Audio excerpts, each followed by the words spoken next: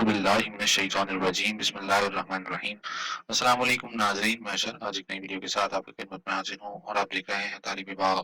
اس video میں آگے بڑھنے سے پہلے آپ ہمارے چینل کو سبسکرائب کریں، ہماری ویڈیو کو لائک کریں اور بیل آئیکن پر ضرور کلک کریں کہ ہر نئی آنے والی ویڈیو آپ تک بر وقت پہنچتی رہے۔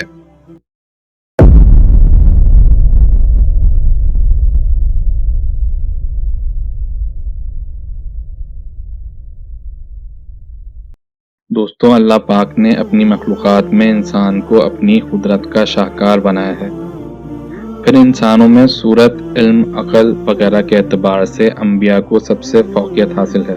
پھر ان پاکمال ہستیوں میں سے سب سے بڑھ کر عقل، علم، عمل وغیرہ میں بے مثال اور باکمال ہمارے آخری نبی صلی اللہ علیہ وآلہ وسلم ہیں۔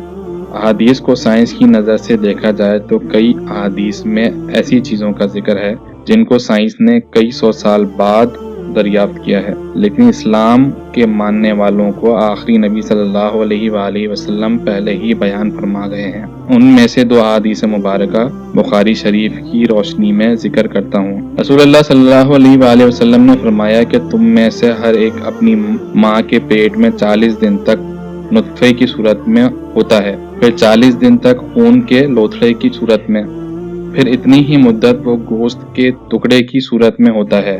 اس کے بعد اللہ ایک فرشتے کو 4 باتوں کا حکم دے کر بھیجتا ہے تو وہ اس کا عمل، اس کی موت، اس کا رزق اور اس کی سخاوت یا سعادت مند ہونا لکھ دیتا ہے، پھر اس میں روح پھونک دی جاتی ہے۔ آج سائنس سینکڑوں تحقیقات، ہزاروں تجربات اور مشاہدات کے بعد اس نتیجے پر پہنچی ہے کہ انسان کی تخلیق ماں کے پیٹ میں اسی طرح سے ہوتی ہے۔ دوسری حدیث مبارکہ میں آپ صلی اللہ علیہ وآلہ وسلم نے فرمایا، جب تم میں سے کسی ایک کے مشروب میں مکھی گر جائے تو اسے غوطہ دے، پھر اسے نکال پھینکے، کیونکہ اس کے ایک پر میں بیماری اور دوسرے میں شفا ہوتی ہے۔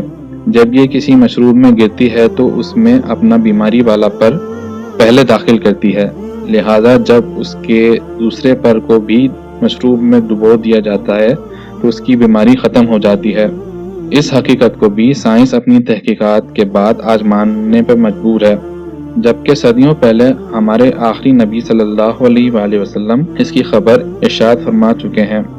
ایسی بہت سی مثالیں ہیں، لیکن سمجھنے کی بات یہ ہے کہ آج کی سائنس کئی چیزوں کی دریافت میں غلط نتائج پر پہنچی ہے۔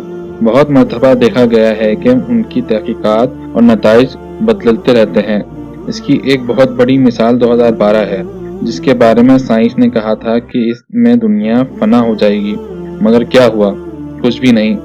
لہٰذا ایک مسلمان کو چاہیے کہ کوئی بھی ایسا معاملہ جس میں ایک جانب عقل یا سائنس ہو اور دوسری طرف خبر نبی صلی اللہ علیہ وآلہ وسلم ہو تو خبر نبی صلی اللہ علیہ وآلہ وسلم پر اپنا یقین برقرار رکھیں کہ یہی یقینی بات ہے، اور عقل و سائنس سے غلطی واقع ہوتی رہتی ہے، لیکن نبی کریم صلی اللہ علیہ وآلہ وسلم کی احادیث میں کوئی غلطی